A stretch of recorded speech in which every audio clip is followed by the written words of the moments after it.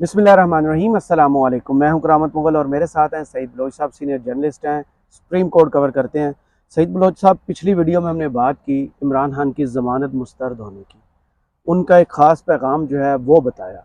उस ख़ास पैगाम में जो सबसे तशवीश वाली बात है ना, वो जिसका बार बार इमरान खान बताते हैं कि 2 दफ़ा ये जान लेने की कोशिश कर चुके हैं, मुझे मुल्क से बाहर भेजने की ऑफर्स कर चुके हैं, अब मुझे लगता है स्लो पॉइजनिंग वाला ये तरीका आजमाने वाले हैं।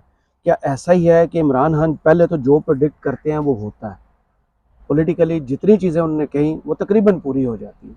अब वो स्लो पॉइजनिंग का पहले भी बार बार जिक्र करते रहे।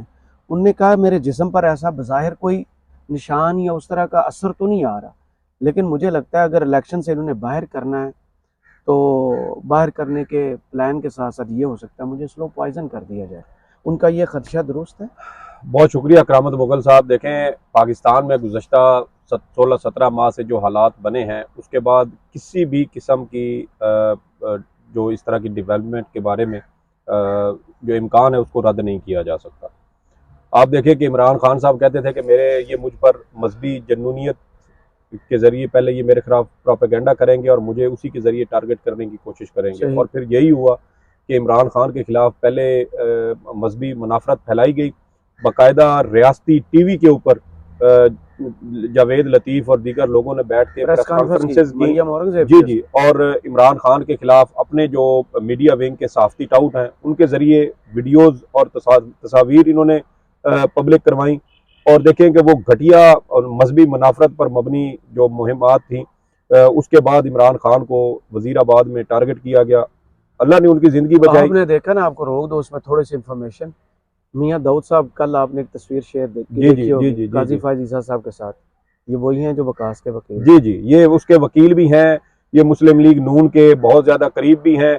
ये वही साहब वकील साहब हैं जिन्होंने वो अपने जो मुलजिम था, यानी इमरान खान पर कातलाना हमला करने वाला मुलजिम, उसको उसके हक में जस्टिफाई किया उसको था। जस्टिफाई करने के लिए जस्टिफाई, इन्होंने हाँ। पीटीवी के ऊपर बैठ के प्रेस कॉन्फ्रेंस की थी, सर वो भी लाइव दिखाई गई थी। जी।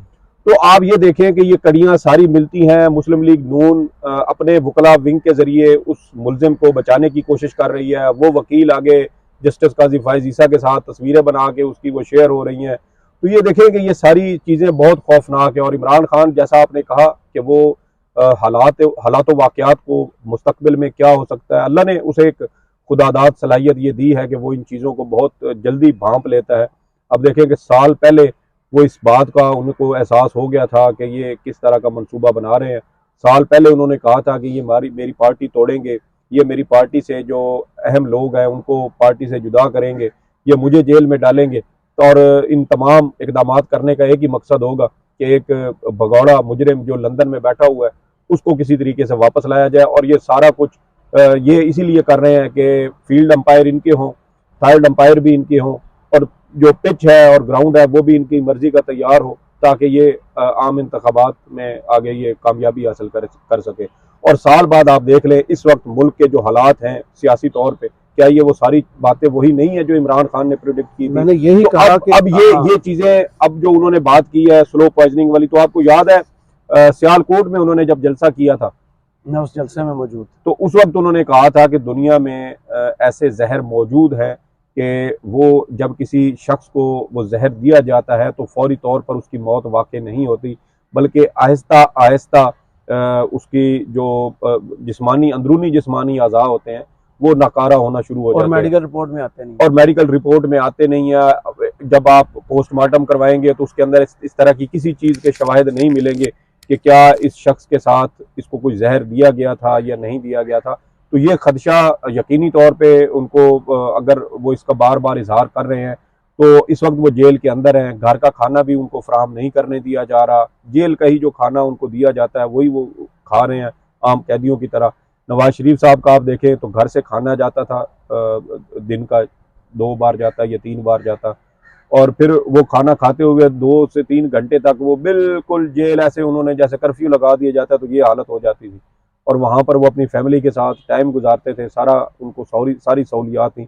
दूसरी जानिब आप इमरान खान को देखें कि कातलाना हमले हो चुके हैं, और नवाज शरीफ के ऊपर कातलाना हमला भी नहीं हुआ था। और उस वक्त इस्लामाबाद हाई कोर्ट के जस्टिस अतर मिनल्ला साहब ने ज़िंदगी की ज़मानत मांगी थी कि अदालत में आए और मुलजिम की ज़िंदगी की ज़मानत दे, मुजरिम की, कि जेल में अगर ये रहेगा तो इसको कुछ नहीं होगा। हालांकि जज साहब को अपने दूसरे सांस का पता नहीं था कि पता नहीं वो आता है या नहीं आता, लेकिन ये दूसरों की ज़िंदगियों की ज़मानतें हुकूमत से मांग रहे थे। तो ये इस तरह के इकदाम हमारी अदालतें कर चुकी हैं, और दुख और अफसोस की बात यह है कि एक लाडले के लिए ये सब कुछ किया गया, और दूसरा जिसका सिर्फ एक ही जुर्म है कि उसने इस मुल्क और कौम के साथ होने वाली एक साजिश को अपनी कौम को बताया, और दूसरा जो रवायती सियासत है उससे बाहर निकाला, लोगों को शऊर दिया कि वो अपने राइट्स के बारे में बात करें। बिल्कुल बिल्कुल, फैसला साज वो हैं, वो फैसले करें। यही वो चीज़ है जिसका क्या कहते हैं उसके, जिसके नताइज हमारे रियासती इदारे या वो ताकतवर हल्के जिन्होंने इस मुल्क के वसाइल पर, इस मुल्क की निज़ाम पर अपने पंजे गाड़े हुए हैं, वो इस चीज़ को बर्दाश्त नहीं कर सकते कि ये निज़ाम, ये कौम, इनके जो जालमाना जबर है उससे किसी तरह से निकले, आज़ाद हों। तो इसी वजह से वो बार बार, अब तो वो एक समझे कि एक लतीफ़ा बन गया कि यार हमें बस वो एक चौराहे से ही गुजारा जा रहा है। वो कहते हैं ना कि मुल्क एक नाजुक दौर से गुजर रहा है, नाजुक मोड़ से गुजर रहा है। हाँ, वो ज्यादा मुनासिब लफ्ज़ है, नाजुक मोड़ से गुजर रहा है। मोड़ अब एहतियात से, जी, तो वो बस मोड़ ही मोड़ में थे। इमरान खान ने आके बताया कि भाई पिछले 70-75 साल से ये मोड़ पे चक्कर काट रहे हो, इधर एल्यूमिनियम का शीशा लगाओ ताकि सामने नजर आए। तो उसने आके हमें वो मोड़ के बारे में बताया कि हम जिसको तरक्की का सफर कह रहे होते थे, दर हकीकत वो उसी गोल चक्कर के ऊपर हम घूम रहे होते थे, और सियासतदान हुक्मरान अमीर होते रहे और अवाम उसी गोल चक्कर पे घूमती रही। तो अब इमरान खान ने जब आके बताया तो अब कौम ये सवाल करती है। अब वो कहते हैं कि अब इंशाल्लाह पाकिस्तान इस नाजुक मोड़ से निकलेगा, इस चौराहे से निकलेगा, और पाकिस्तान एक सीधी सड़क पे चढ़ेगा। अब उस सड़क पे चढ़ के खुदा न खास्ता आगे अमेरिका जो भी हालात बने, मुल्क आगे चले न चले, लेकिन अब कौम ने ये तहिया किया हुआ है कि अब मुल्क को सीधी सड़क पे डालना है। जो स्पीड ब्रेकर है ना, कौम ने सिर्फ वो क्रॉस कर, देखिए स्पीड ब्रेकर रास्ते में आते रहते हैं की सूरत में। जो स्पीड ब्रेकर स्पीड ब्रेकर इसलिए भी बाज़ औक़ात अहम होते हैं कि कौमें अगर सो जाए ना तो उनको बेदार करें। आपको पता है कि आप मोटरवे पे जाए ना तो वक्फे से उन्होंने ना तकरीबन 7-8 पट्टियां बनाई होती हैं। वो बहुत ज्यादा नहीं, कैट आइज भी नहीं होती। वो उन्होंने जैसे वो रंग से नहीं पट्टी लगाते ऊपर, जी, तो वो ना आप जब उसके ऊपर से गुजरते हैं ना 7-8 से, वो सिर्फ आपको इतना से झंझोड़ती है कि अगर आपकी कहीं आंख लग गई हो ना तो आप बेदार हो जाते हैं। आपकी गाड़ी को, उसके पूरे स्ट्रक्चर को कोई ज्यादा डैमेज नहीं होता, लेकिन वो सिर्फ इस मकसद के लिए होती है कि वो आपको बेदार कर देती है। तो हमारे भी अब मुल्क के रास्ते में मेरा नहीं ख्याल कि कोई इस तरह का स्पीड ब्रेकर है कि जिससे हमारे मुल्क का खुदा न खास्ता ढांचा डिस्टर्ब हो, लेकिन इस तरह हुकूमत पर, रियासत पर इमरान खान की जान की हिफाजत की कितनी जिम्मेदारी है? सर, जिन्होंने उसकी जान की हिफाजत करनी है वही तो, उसी से तो उसको खतरा है।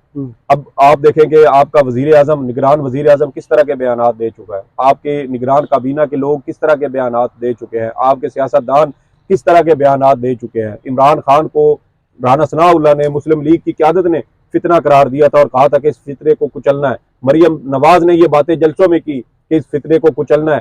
तो जब इस तरह की खान, जी ये पीडीएम के जावेद अब्बासी, ये सारे धमकियां दे चुके हैं, कुचलने की बातें कर चुके हैं। और इस वक्त आप देखें कि हुकूमत में भी ताकत में यही लोग हैं। पंजाब की पूरी ब्यूरोक्रेसी मुस्लिम लीग नून और ख़ास तौर पर शहबाज शरीफ के कंट्रोल में है, उन्हीं से हिदायत लेती है। लाहौर जलसे में जिस तरह वहाँ की मकामी इंतजामिया ने मुस्लिम लीग नून के लिए सहूलतकारी की है, इससे बढ़ के और मिसाल क्या होगी कि इस वक्त पूरा मुल्क इन्हीं के हाथ में है। और अगर हुकूमत इनके हाथ में है, इमरान खान को खतरा भी इन्हीं लोगों से है, तो मुझे बताएं फिर उसकी जान की हिफाजत किसने करनी है? वो तो फिर अब अल्लाह उसको अपने हिफ्ज़ो अमान में रखे तो एक अलग बात है। बहरहाल जो दुश्मन है उसके, जिससे उसकी जान को खतरा है, वही लोग इख्तियार में है, वही लोग पावर में है, और वही लोग इस मुल्क का निज़ाम बंद कमरों में बैठ के चला रहे हैं। तो देखना यह है कि इमरान खान साहब आज तक तो जितनी भी मुश्किलात उसको दरपेश रही हैं, सियासत में हो या खेल के मैदान में, वो ओवरकम करते हैं। और उनका भी यही मानना है कि इंतखाबात जब भी हों, कामयाबी पाकिस्तान तहरीक इंसाफ की होगी। तो अब देखना यह है कि हमारे मुल्क में इंतखाबात का माहौल कब बनता है और उसमें पाकिस्तान तहरीक इंसाफ को लड़ने का मौका दिया जाता है या नहीं। चलें, बहुत शुक्रिया सईद बलोच साहब आपके तजिए का। कमेंट्स बॉक्स में ज़रूर बताइए ये वीडियो आपको कैसी लगी। इजाज़त दीजिए, अल्लाह हाफ़िज़।